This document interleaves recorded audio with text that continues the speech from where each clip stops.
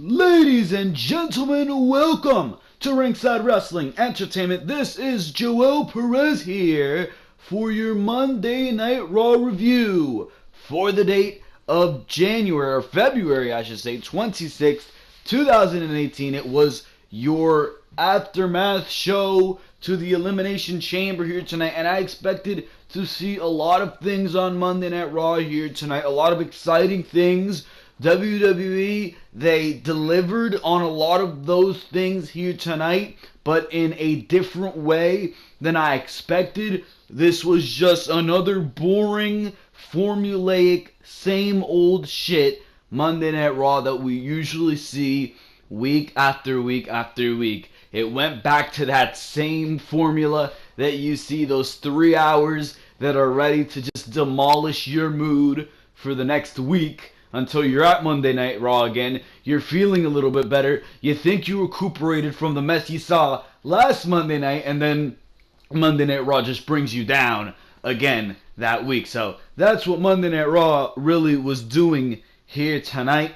Nothing too amazing on this show. You expected to see The Undertaker maybe popping up on Monday Night Raw, maybe a confirmation of who John Cena is going to be facing at WrestleMania. Ronda Rousey was announced for Monday Night Raw tonight. Brock Lesnar was announced for Monday Night Raw tonight. You wanted to see what was going on in the women's division. Maybe Asuka was going to challenge Charlotte for the world title of Smackdown Live. Maybe you'd see who Alexa Bliss, maybe a tournament would begin to see who Alexa Bliss was going to be facing at WrestleMania. Maybe Sasha would turn heel against Bayley. All these possibilities in the women's division. Yet, all of that really realistically taken down. And on top of that, the illogical garbage that they decided to do here tonight in the Intercontinental Championship scene. The reminder that there is no tag team division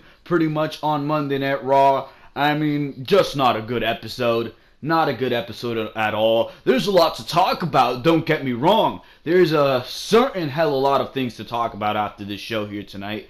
But there's not a certain lot of good to talk about during this show here tonight, because Brock Lesnar, after being advertised to appear, did not appear on Monday Night Raw tonight, and it was just used as another stepping stone, another crutch for Roman Reigns to somehow get over on this road to WrestleMania 34. I don't know how they're going to do it, but here tonight, Brock Lesnar not showing up allowed Roman Reigns to come out and cut a pretty damn decent promo. I'll give him that. But WWE still had to throw the crutch your way. There was no Paul Heyman going against Roman Reigns on that microphone.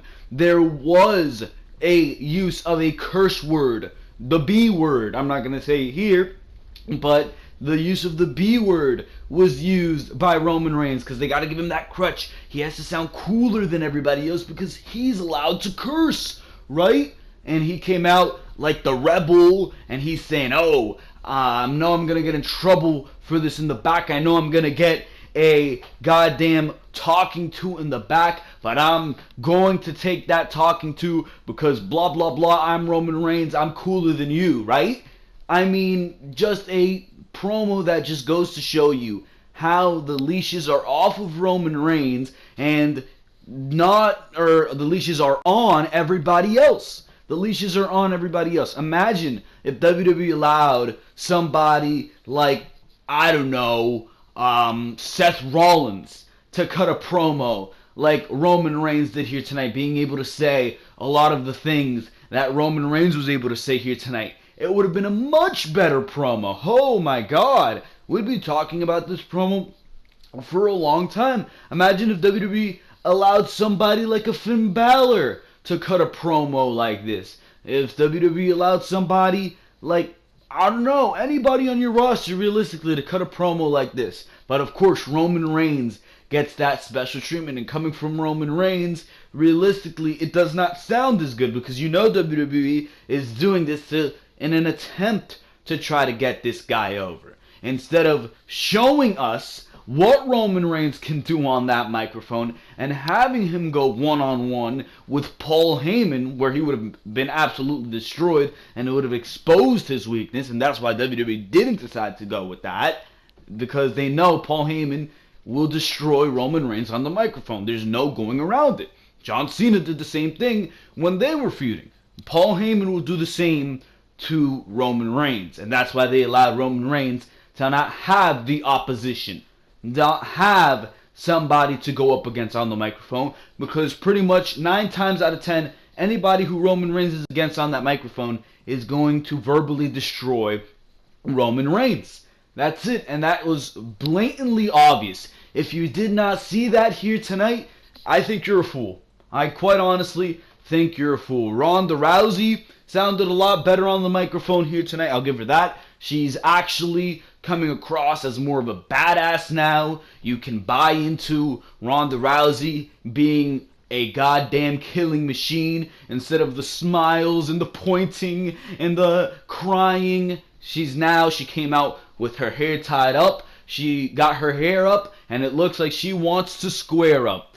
Taking that from Sonya Deville, but I mean, realistically, who cares? Who goddamn cares? Anyways, the women's division. That's a whole nother rant in and of itself on this goddamn show. The women's division completely effed up, and this is why women's wrestling in the WWE continues to be a failure on the main roster, because they never decide to go with the correct thing. The dream match everybody wanted to see was Alexa Bliss Asuka versus Charlotte. That's the dream match for WrestleMania 34 for the women. You had a perfect opportunity to do that. You even highlighted in the Royal Rumble, at the Royal Rumble pay-per-view I should say, you even highlighted that the winners would be able to choose from either brand. Shinsuke Nakamura chose on the same brand. Shinsuke Nakamura actually got an opportunity to choose. Asuka, on the other hand, was sidelined. They kept holding it back, and she doesn't choose, until they completely abandoned the idea of Asuka even choosing from either brand. They put her in some willy-nilly #1 contenders match with, or whatever the hell you want to call it. It's a matchup with Nia Jax, where Nia Jax now has the opportunity to get into the championship match at WrestleMania, and it just comes across as absolutely ridiculous. The Royal Rumble win is devalued, and Asuka's all of a sudden put in this position where she doesn't even choose which champion she wants to face. It comes off as ridiculous. So Asuka, now they confirmed that here tonight, she will officially be going up against Alexa Bliss. Hopefully this is a swerve to us, and maybe down the line she'll say, I want Charlotte. I have no idea, but WWE pretty much confirmed it. It's Asuka versus Alexa, and I find that to be a huge mistake that comes out of absolutely nowhere. You had the opportunity to put on the match everybody wants to see, and you apparently have no care for what any of your fans think. You went with the absolutely lazy option, and it's not going to be as good as a match at WrestleMania. And that leaves me wondering, who the hell on Smackdown Live is even worthy at this point of challenging Charlotte? You have no momentum on Naomi. You have no momentum on Becky. You have no momentum on the Riot Squad. Nobody on that division has any momentum whatsoever. The only thing I can think of them going with, just for the sake of it being a good match, is Charlotte versus Becky. But at the end of the day, they're probably going to resort to making it a multi-women matchup for the SmackDown Women's Championship like they have in the years past. And they're going to give us Asuka versus Alexa, and it's just not going to be that good a matchup because you're honestly not going to care that much for that matchup. So I don't know what the hell they're doing. On top of that, to complain here tonight, they gave us yet another 6-woman tag, which is a ridiculous concept in and of itself. I mean, are you kidding me? Another 6-woman tag for the goddamn bazillionth week in a row, and not just the bazillionth week in a row on Monday Night Raw, but the bazillionth week in a row on SmackDown Live. It's like they're outdoing each other. Who's going to go farther with the 6-woman tags each and every single week? ridiculous. Absolutely downright, no doubt about it, ridiculous with the 6 women tags. It is garbage. It is garbage. We'll get into that one in more detail. They teased a Sasha and Bayley breakup, a heel turn. Who's going to turn heel on who is a question, because Sasha tagged in to the 6 women tag a little bit too hard, and by the time Sasha was ready to make another tag, Bayley absolutely just hopped off and said, you know what, I'm done with you. I'm not tagging in. She came in to help Asuka, but she wouldn't help Sasha. So that pretty much, I believe, screwed them the matchup. Or no, that didn't screw them the matchup. Asuka still got it done on her own because Asuka's a beast. But Sasha was left down, and Bayley was just left standing there saying, I ain't helping you. So there's building tension there as an undercard feud between Sasha and Bayley. It's going to be interesting to see when that comes into fruition and when the evil Sasha Banks, the bitch boss, comes into play. So it's going to be interesting to see what they do with that. That's something that's on the interesting awaiting list for me, but realistically, there's nothing too amazing going on there, at least not just yet. They kept it to the bare minimum here tonight, which apparently the bare minimum is a 6-women tag. If the 6-women tag is the bare minimum, then the bare minimum is very, very low for this women's division.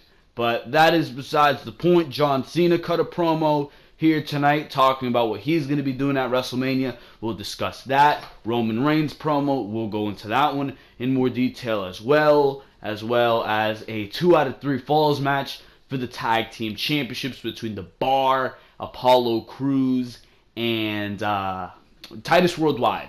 So that's pretty much it. So that was pretty much everything that was on Monday Night Raw here tonight. Clearly it was a 3-hour program, and for that very reason, for it being a 3-hour program, it fell flat. Commercial breaks all over the place. 3 hours is just not a good goddamn time for wrestling. It's overly long, and nobody wants to sit through that each and every single week. If it's a pay-per-view, fine. 3 hours is a good time. But for a Monday Night Raw each and every single week, it falls flat, and that needs to be realized quick. But besides that, ladies and gentlemen, we're just going to go straight into the plugs for the Ringside Wrestling channel, and then we're going to go straight into your Monday Night Raw review. Speaking of the plugs, I want to tell you guys to make sure to go check out all the other content on the Ringside Wrestling YouTube channel. And that is because there is so much other content for you to go check out. And the recent of most is the Elimination Chamber pay-per-view review and results. We talked about that last night. Okay, pay-per-view. They went with the predictable outcomes, and we talk about it in detail. We talk about the Roman Reigns win, the Alexa Bliss win, all that good stuff on the pay-per-view review. So if you missed that, make sure to go check out the Elimination Chamber review and results video. That was a long one right there, went like an hour last night, so make sure to go check that one out, as well as the video that went up earlier in the day, that very day, Behind the Mic episode number 56. Behind the Mic episode number 56. Very, very good stuff on there. Nothing having to do with the Elimination Chamber, so none of the news is outdated, but we're talking news like AJ Styles and the plans for him after WrestleMania 34, as well as Roman Reigns and him possibly missing WrestleMania 34 due to the steroid scandal that is going on all around the Hollywood, I guess Hollywood, because Mark Wahlberg and Josh Duhamel are also involved in there. So could Roman Reigns go down with a suspension if they release next week the news that Roman Reigns was a client of the Rodriguez guy who owns some type of drug dealership, steroid dealership, performance-enhancing drugs? Make sure to go check out all the details on that story on Behind the Mic episode number 56, as well as to go check out your Raw and SmackDown reviews for the week prior, Raw and SmackDown reviews on the Ringside Wrestling YouTube channel each and every single week.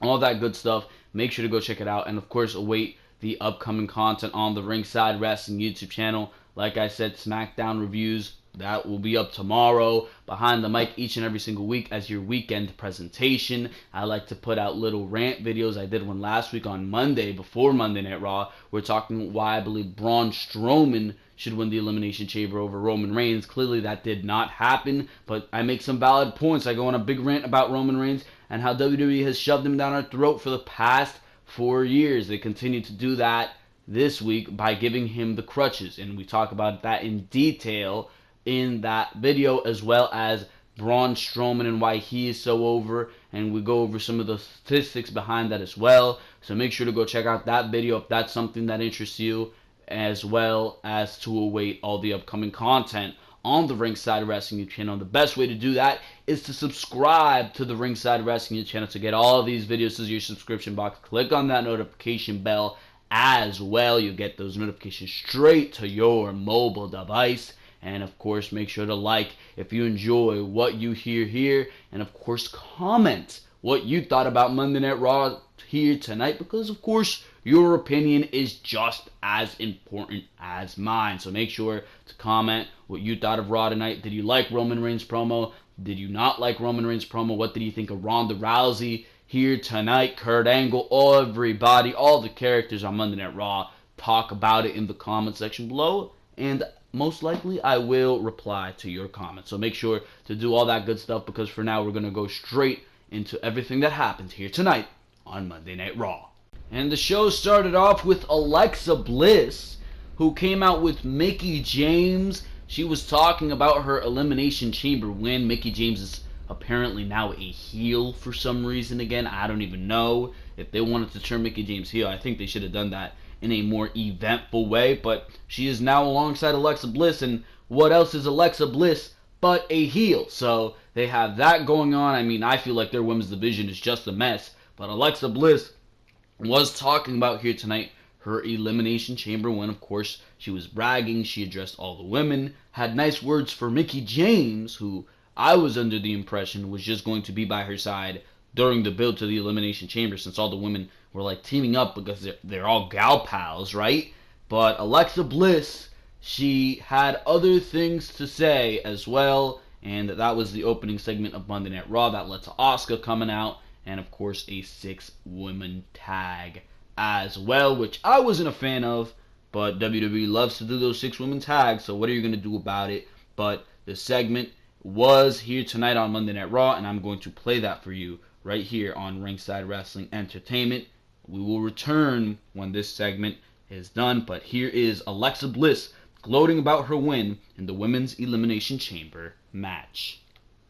You have no idea how amazing it feels to know that I retained my Raw Women's Championship by winning the historic first ever Women's Elimination Chamber match. Not only did I defy the odds, but I set the new standard to what it means to be Raw Women's Champion. The WWE Universe is going to be talking about me and my victories for the next 10, 20, 50 years from now. One day, they will say that on February 25th, 2018 was the day Alexa Bliss changed the game. Then, now, and forever. Corny line. Now, it came down to Sasha and I, the two of us in the Elimination Chamber, but I just capitalized on her worst characteristic. Her massive ego. Sorry, boss. This just isn't your year.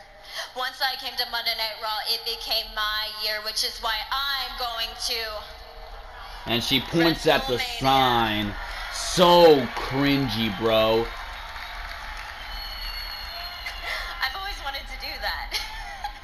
And Mickie starts pointing at it too. So ridiculous, bro. It feels good, but you know, that doesn't even compare to the feeling I'm gonna feel 6 weeks from now at WrestleMania when I break Asuka's streak.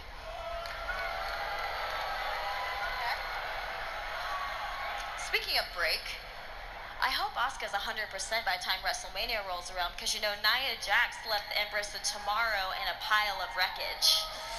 And I know Nia would love to get her hands on Asuka once again, but Asuka's gonna regret her victory from last night, because at WrestleMania I cannot wait to finish the job. That cued the music of Asuka. And apparently Asuka can't wait. Because last night, Nia humiliated and crushed you. Nia Jax deserves to be in that championship match, and you know it. Oh, you want clarification? Fine. Asuka, I know your English is not great. She's so great. But your body language is saying very differently. Alexa's so great on the microphone. I will give her Maybe you that. should wipe that smile off your face before she does. And there comes Nia. So Nia comes out, that starts a brawl. Asuka tries to defend herself, actually gets Nia in an armbar. That brings out, because clearly she's outnumbered 3-1, Mickey, Nia, and Alexa. That brings out Sasha and Bayley to the rescue. And what does that lead to but a 6-woman tag? As far as that opening segment goes, I'll give it to Alexa. I will give it to Alexa. She's absolutely fantastic. Fantastic in her role on the microphone. But as far as being women's champion goes, I'm completely over it. I mean, I love Alexa. She's good in the ring. She's fantastic on the microphone. She's got a great look. Absolutely checks a lot of boxes. But as far as being women's champion, she's had a lot of spotlight on her, bro. She was pretty much women's champion all year last year. Didn't defend the title till October until last night. And she's been champion very long. She's had 4 women's championship reigns now. 2 reigns with the Raw Women's title and 2 reigns with the Smackdown Women's title. She's done a lot. She doesn't need to be in the spotlight anymore, and I don't feel like she is in the position where she should be carrying the women's division going into WrestleMania 34. She's done that for the past year. Give it to somebody else. Hand the ball over. But WWE doesn't decide to do that, and they keep the reins on her. And not only do they put it in a situation where it's Asuka versus Alexa, which is a matchup that, at least in my opinion, I don't want to see at WrestleMania. I'd rather much see Charlotte and Asuka. It just comes across as ridiculous that this is what we're getting. This is what we're getting. So the 6-woman tag, it was a 6-woman tag. Nothing special here. What we see all the time in 6-woman tags.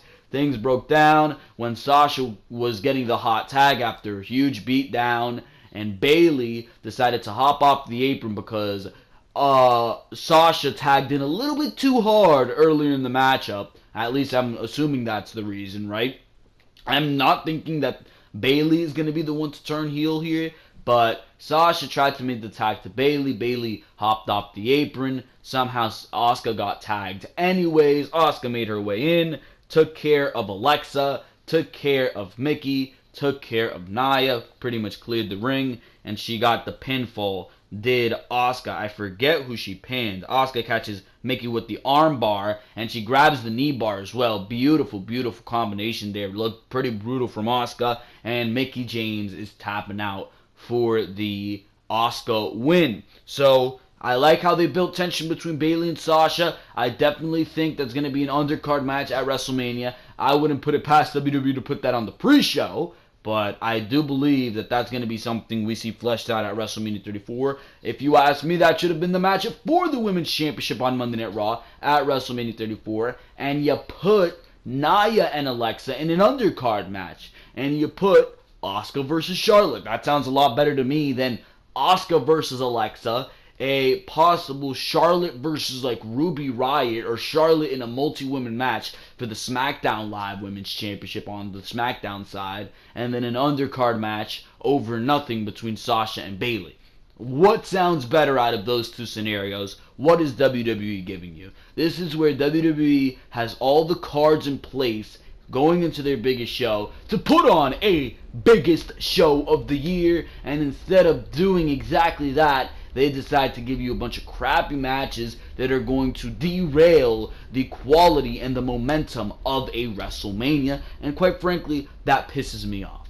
That really, really does piss me off. But, I mean, what are you going to do about it? WWE continues to be clueless as ever. But that is besides the point, because we go to the next segment, which was John Cena and his Road to WrestleMania speech on Monday Night Raw. I have it right here, so we are going to listen to it, and then, of course, I'm going to tell you my thoughts on this. Here's John Cena and his Road to WrestleMania plans, clearly, since he lost the Royal Rumble and he's lost his opportunity in the Elimination Chamber. This is what John Cena has planned next in hopes of getting to WrestleMania.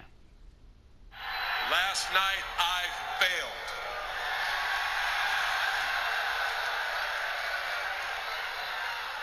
And in the moment of failure, and the atmosphere and the finality of it all, and the audience, I was immediately rushed into a room and thrown in front of a microphone, and I felt demoralized. Trust me, I know where I'm at, and I've said it before. A person's character is not judged when they ride the wave of success, when everyone chants their name and you want to be their friend. No, your character is put to the test when your back is against the wall.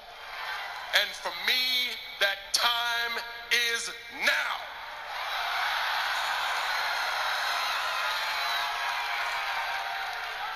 I spent 5 minutes last night, feeling sorry for myself, and then right after that, I began to move forward. My last words last night were, I will figure it out, and that is my road to WrestleMania.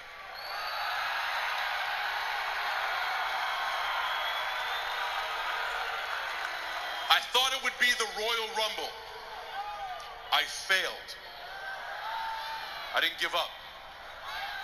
I thought it would be the Elimination Chamber. I failed. And for 5 minutes, I thought it was over. And every single one of you can relate to this, because this is what's difficult about failure. The disappointment is on you. It is your fault, and you go through failure alone. But failure has made me who I am today. Failure gives you two choices. You stay down or you get up. Well, I'm up, and I am fired up because I have figured it out. I have figured out that I need to stand in this ring and just plain old do something that I should have done a long time ago.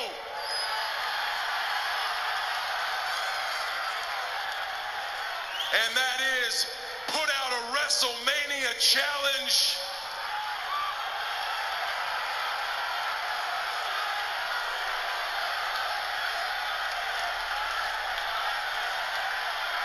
To The Undertaker. And clearly that got everybody hype as all hell when he said that. But John Cena decided to be a little bit of a troll. That is WrestleMania.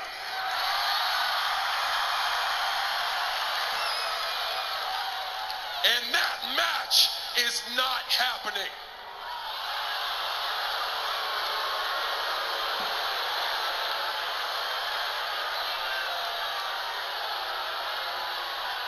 I don't make the matches. And as obvious as this seems, I've been told that that match is not happening because that match, once again, is impossible.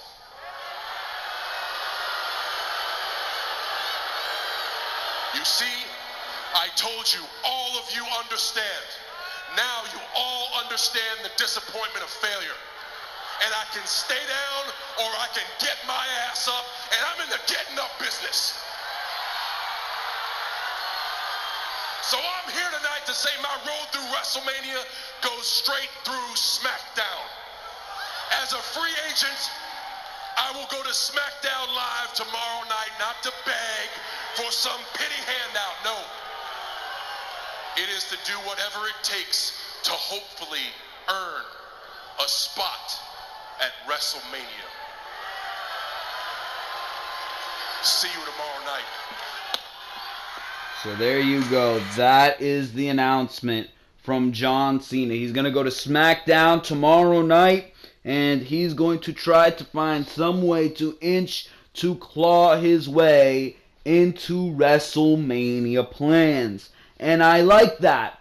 I like that a lot. They're making it seem like if John Cena is not going to be going towards WrestleMania. Now, clearly, he goddamn is, but it's making him seem desperate. It's creating some type of storyline there where you're invested to see, at least if you're casual, that is, and if you don't see where this is going, but you're invested to see where this is going to go. Now, clearly, WWE gave it away here tonight. It is the biggest tease you needed to hear. It's John Cena versus The Undertaker at WrestleMania 34, baby. That's the way they're going to go. As far as what happens tomorrow night on Smackdown Live, we will get to that. But it's clear after this promo, it's John Cena versus The Undertaker.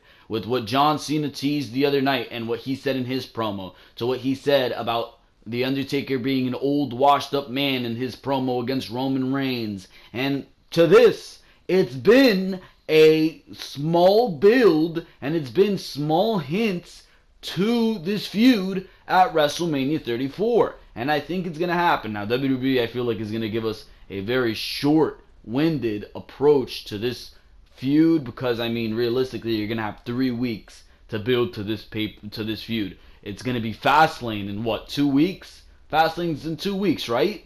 So from there, what are you going to have? Like 3 or 4 weeks to build towards WrestleMania. So it's going to be interesting to see what they do there with The Undertaker and John Cena, because I don't believe that The Undertaker is going to show up each and every single week to feud with John Cena. So it's going to be interesting in and of itself right there. But as far as what The Undertaker and John Cena do, or what John Cena is going to do tomorrow night, on SmackDown Live, is that he's going to challenge Shinsuke Nakamura to a matchup at Fastlane for his number one contendership to the WWE Championship, or at least so he can be added to the WWE Championship matchup right there at SmackDown Live.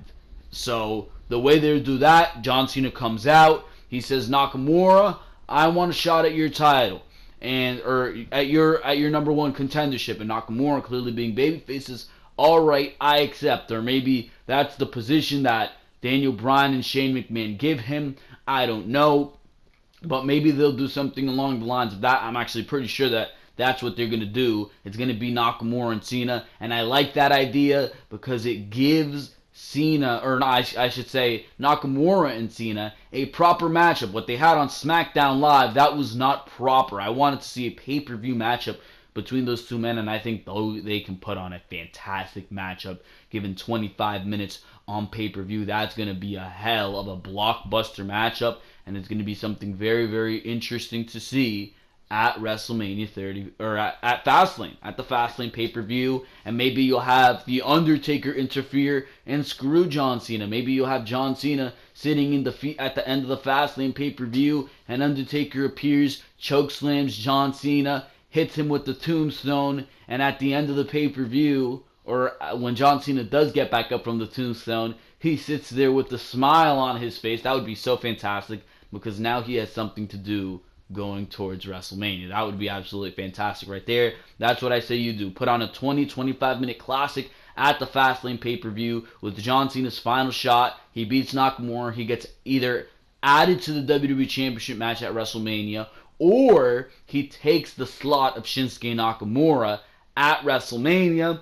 You do that, and what you have happen after the matchup, after John Cena loses to Nakamura, you have John Cena take a choke slam and a tombstone and he smiles afterwards because he knows what he's doing going into WrestleMania 34. So that's what I say you do with the John Cena. It's going to be interesting to see. I like the way they're going with this. I really do like the way they're going with this. I feel like the storyline of having John Cena not know whether or not he's going into WrestleMania is ridiculous in and of itself, because it's John Cena. Why would WWE, as business people, not want to have and not give John Cena an outlet to be on WrestleMania? John Cena is their biggest name. Why would he not be on WrestleMania? So that in and of itself is ridiculous right there and gives the storyline away. He will make it somehow to WrestleMania. But as far as the build and the intrigue and the attitude of John Cena, it's a little bit heelish. It's a little bit desperate. And I feel like it has to be. So I like the way they're doing this. And it was one of the only positives of Monday Night Raw here tonight, if you ask me. Very, very good promo and very interesting stuff that we're going to be seeing going into the future. We move to something that isn't as good. It's Bray Wyatt versus Heath Slater. Oh my god. Wyatt, the eater of pins, he hits the ring immediately, knocks Rhino off the apron before the bell can ring. He unloads on both of them, pretty much takes them both out. He takes the mic after that. He beats Heath Slater, I believe, and he takes the microphone, and Wyatt says Hardy made him do this, made him hurt these innocent men. Wyatt says the Great War is far from over, and Hardy will face him again. Wyatt says this time he will make sure the Hardy's woken eyes stay shut forever. Wyatt laughs and says he's coming for match. Run. So another basic generic promo that sounds like every promo that we've seen from Bray Wyatt for the past 4 years. And another generic basic win for Bray Wyatt that does absolutely nothing for any of his momentum, because literally every other night he's eating a pin, to the point where in a Fatal 5-Way matchup he took a double pin from both Seth Rollins and Finn Balor. That's how much this guy gets pinned, and it is absolutely ridiculous. But that is besides the point here tonight, because we have The Miz. He cut a promo after this, and he sounded off on Kurt Angle. This is very, very interesting right here. The Miz cut in a damn good promo. That's, again, where The Miz excels, in the promo department. And he cut a monstrous promo here tonight about his Intercontinental Championship. Kurt Angle takes his stars for granted.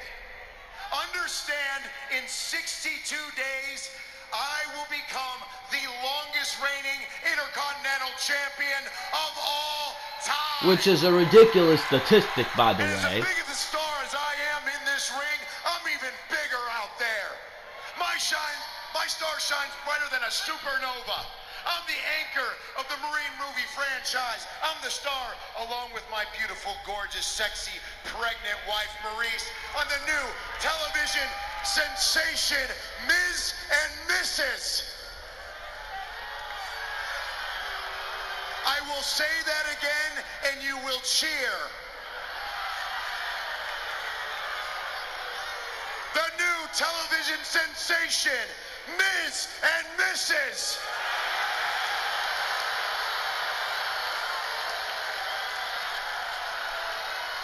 Those booing, you'll be watching it anyway, so I don't care. All these accolades, and I'm still treated like any other superstar. Hell, I'm treated worse. I don't even have merchandise. Go up there. Look for my merchandise. Look for my t-shirts. Look for anything. Look at the promotional pictures that WWE puts out. This face, better looking than all of them, by the way. This face isn't on any of them. I should be going to the main event of WrestleMania.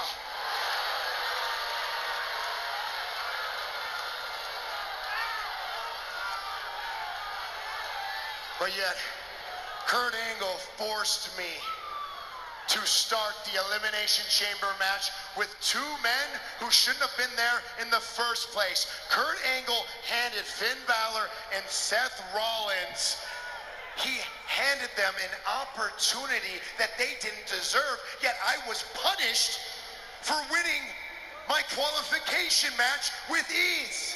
I am sick of being taken for granted. I am sick of the disrespect.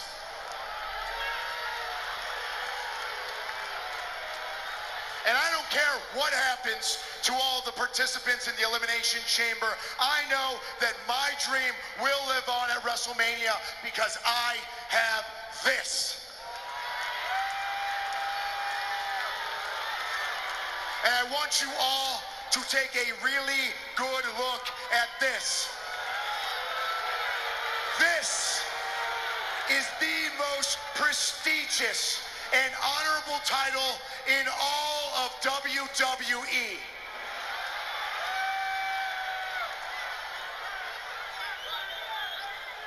And since I have this title, this prestigious title, I walk into Kurt Angle's office. I say, Kurt, I want to know what the Intercontinental Champion is doing at WrestleMania. Kurt Angle says this: Miz, your opponent tonight might determine who you face at WrestleMania. I know, I said the same thing. Might. I have carried Monday Night Raw for the past year on my back. I have made this title more relevant than the Universal Championship. And you're gonna tell me, might? I am the Miz. I have been here for 12 years. And might is all you're gonna give me? Well, understand, whoever comes out is going to get a beating, and I don't care who it is. So who is it? So it's Seth Rollins. Seth Rollins comes out, and it is Seth Rollins versus The Miz. Alright, so it's Seth Rollins versus The Miz. That's a nice matchup going into WrestleMania for the Intercontinental Championship. Seth Rollins needs something to do at WrestleMania. I'm good with that. Nice mid-card feud, Seth Rollins and The Miz. Seth Rollins becomes your mid-card champion. I'm good with that. WWE decides to take this into their own realm, though. Seth Rollins and The Miz put on a very good matchup on Monday Night Raw, because as of late, it seems like all Seth Rollins can do is put on good matches, because he's that damn good. And Seth Rollins beats The Miz in a very good matchup with a beautiful frog splash that goes halfway across more than halfway actually, across the goddamn ring. So after the match, Rollins stands tall, but the music of Finn Balor interrupts, and Balor does his entrance as Rollins stares at him. So I'm thinking, alright, Rollins is going to have a match of his own. Maybe it's going to be Seth Rollins, Finn Balor, and The Miz at WrestleMania 34, but the Finn Balor matchup might be coming next week, and Finn Balor just has something different to do on Monday Night Raw this week. No! Seth Rollins, actually Finn Balor, is going against The Miz. What? Clearly, Finn Balor is going to beat The Miz much more easily than Finn Balor did, and clearly, than Seth Rollins did, and clearly he's going to win this matchup because Miz is already gassed due to the fact that he had a matchup already. Where the hell is the logic from Kurt Angle? They were talking here tonight about Kurt Angle because of what he said last night, having ammonia and double ammonia and on top of the flu and all this crap. I'm starting to believe them because that's a boneheaded decision in and of itself. What sense does it make? Clearly Finn Balor was going to beat The Miz. If it's back-to-back matches, you're going to have struggle with the second matchup. You are, and the crazy thing about it is that it made Finn Balor look bad because he went a good 20 minutes in that ring with The Miz on top of the 20 minutes that The Miz was in there with Seth Rollins. So that makes Finn Balor look weaker than everybody else on the roster. And if anything, that makes Seth Rollins look weak too, because that means his offense is weak and it didn't hurt The Miz that much. It was able to hurt him enough for the 1, 2, 3. But anyways, in between this matchup, Finn Balor and The Miz, the Miz-Taraj, they try to attack Finn Balor. Gallows and Anderson come in, and even the odds, everybody's banned from ringside. It's Finn Balor versus The Miz. Before you know it, Finn Balor hits the coup de grace, and they stand tall. So it's looking like what was predicted is going to be Finn Balor and Seth Rollins and The Miz at WrestleMania 34 in a triple threat matchup. Maybe. That might be what happens, because like Miz said, that's what Kurt Angle said to him, that might be the scenario. So I don't know what the hell they're thinking there. That came across as absolutely ridiculous. But that's what we got on Monday Night Raw here tonight. So I'm thinking that it's going to be a triple threat match, and that's not half bad for what they're doing with the Intercontinental Championship. Actually, I think that's very, very good, and that's exactly what they should have done with the Intercontinental Championship at WrestleMania. But the way they went about doing it, making your Intercontinental Champion compete twice, I'm good with seeing Seth Rollins compete twice on Monday Night Raw. The Miz isn't necessarily that amazing in the ring that I'm dying to see him compete 2 times on Monday Night Raw. That's going to make Monday Night Raw a better show for me. So, I mean, realistically, There was no point to doing this. You should have spread the matches out week to week, and you should have had Finn Balor and Seth Rollins both stake claim. Maybe have a number one contenders match between them that results in a double pin between them, something like that. Nobody wins, so pretty much they both vie for the Intercontinental Championship at WrestleMania 34. That would have been a lot more straightforward and easy to understand. But The Miz competing twice in the same night for no reason, that's not very easy to understand right there. But a great promo from The Miz nonetheless. He showed us why he's in the position that he's in, even though he's not the best inside the ring. He's a main event level mouthpiece. But we move on to somebody who's not a main event level mouthpiece, but still managed to put on a decent promo here tonight. I'll give him credit where credit is due. Roman Reigns. So Brock Lesnar fails to meet Roman Reigns face to face in the middle of the ring, and Roman Reigns sounds off because of that. Here is the promo here tonight on Monday Night Raw. You guys want to know the truth? They're not going to like it back there, but I'm going to say it anyways. Brock Lesnar's not here tonight. Up until about 30 minutes ago, I thought Brock was going to be here, but something happened or the other and he didn't show. And nobody will say this back there, but I'm going to say it. Brock Lesnar is an entitled piece of crap who hides behind his contract. We are 6 weeks from WrestleMania and the Universal Champion is not here today.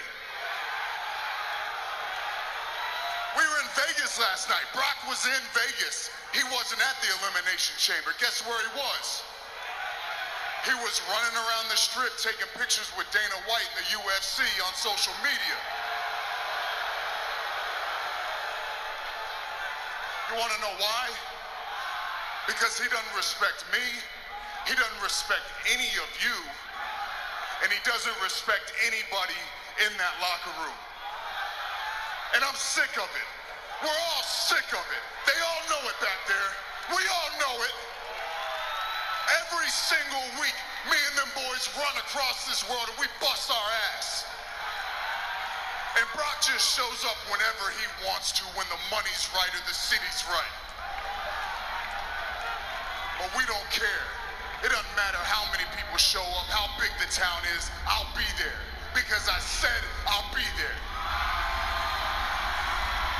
And Brock and Paul, don't worry, they're gonna come out here and say, we're businessmen. Well, guess what? I was born in this business.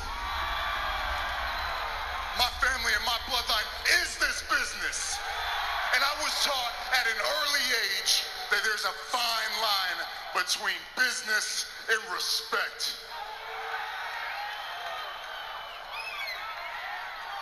And I'll say this right now. I don't respect Brock Lesnar. And I damn sure don't fear that. Oh my God, he cursed! He cursed! Oh my! What a badass! No, not really. I think I've said enough now. I'm gonna go and head to the back, take my ass chewing like a man, because unlike some people, I actually care and respect this place. And he drops the mic. It was clear what WWE was trying to do. Roman Reigns didn't have anybody to fire back on him. There was no Paul Heyman there to put him in his place. He was using the same argument that pretty much everybody else has against Brock Lesnar, that he's a part-timer. And it's a valid argument. It's a valid argument. So it came across as nice. It came across as cool. And the fact that he was given that crutch, like always, he was able to curse, something nobody else is able to do on WWE television. He sounded cooler than everybody else, and he got that reaction that they wanted him to get. But what's going to happen when Paul Heyman is on Monday Night Raw to shut Roman Reigns' ass down? What's going to happen when we are at WrestleMania 34 and Roman Reigns does win the Universal Championship You ain't gonna be cheering then. You damn sure ain't gonna be cheering then. I don't know what was wrong with this crowd in Anaheim, California here tonight. It seems like we were in an alternate universe. They were cheering for Roman Reigns. The majority was cheering for Roman Reigns. I will point that out. But you ain't gonna be doing the same when he's winning the Universal Championship, and there's nothing you can do about it. You certainly weren't doing it last night when he won the Elimination Chamber. You weren't. Everybody was booing Roman Reigns. And WWE had Roman Reigns get attacked by Braun Strowman just to end the crowd, or end the show with a pop to send the crowd home semi-happy.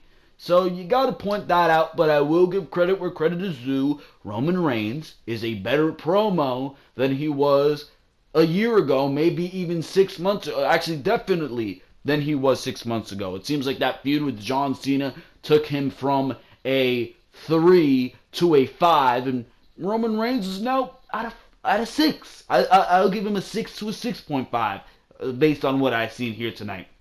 Still, if you would have given these exact same lines to a Seth Rollins, if you would have given these exact same lines to a Finn Balor, if you would have given these exact same lines to pretty much any other workhorse on that roster, have a Cesaro there, have a Sheamus in that position, saying those lines, any workhorse on that roster, it's going to come across as a better promo. It's going to come across as more realistic because nobody else is allowed to say what Roman Reigns says here. This is why what CM Punk said in that pipe bomb was so devastating, because you wouldn't see lines like that being dropped by somebody who wasn't a John Cena, who wasn't a Dwayne The Rock Johnson, somebody of massive name power. But when a guy like CM Punk went out and did that, it has devastating impact, and the amount of things that he said and how those things still reign true to this day. What Roman Reigns said was true, but clearly it was orchestrated by the WWE.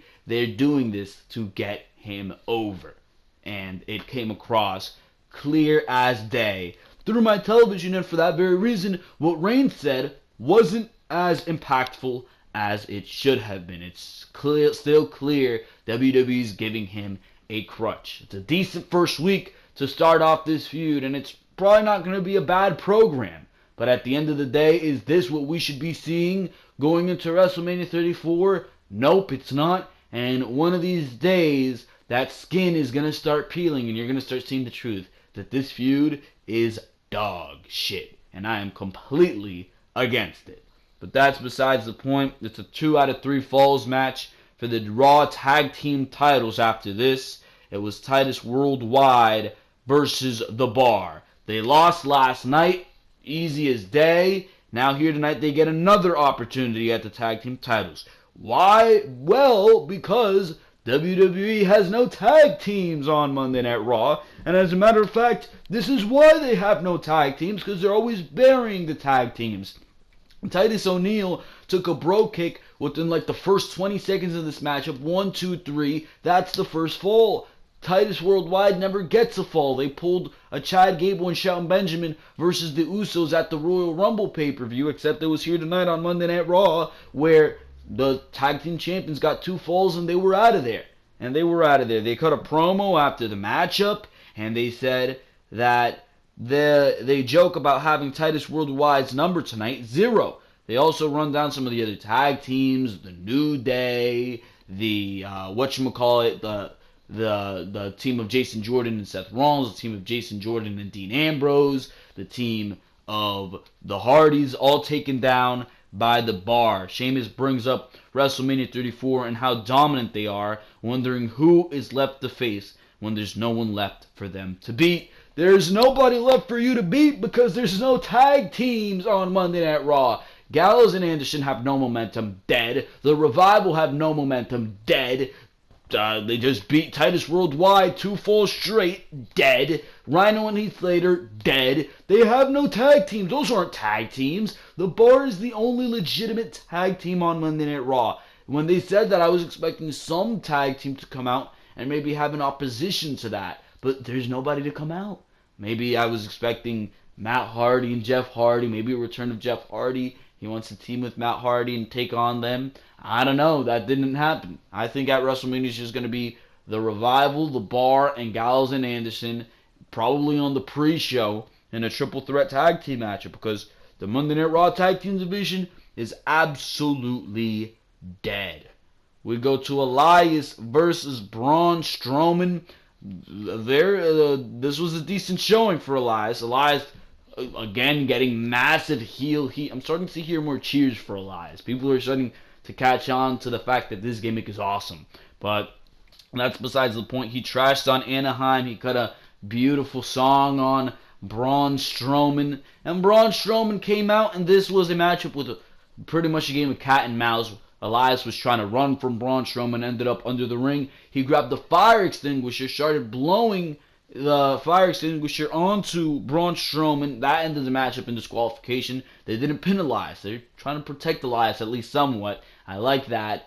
And this matchup ended in disqualification. He tried to fight against Braun Strowman, but at the end of the day, he took an uppercut, and it was Elias in retreat against the monster among men. So nothing too special here, but they're keeping Braun Strowman busy going into WrestleMania. Going to be interesting to see what Braun Strowman does. I'm predicting that he goes into the Andre the Giant Memorial Battle Royal, which is supposed to be bigger this year. Have this guy eliminate like 15 men. Whatever it may be, whatever you have to do to get this guy over looking dominant on WrestleMania. I don't think he's going to go into a singles match, and with the way he's being booked on television, a singles matchup is not the way that you need to go. But as far as Braun Strowman goes, I think he will have a nice showing at WrestleMania in the Andre the Giant Memorial Battle Royal. So, Elias, he runs away from Braun Strowman. Braun Strowman teases putting Elias through the Monday Night Raw announce table.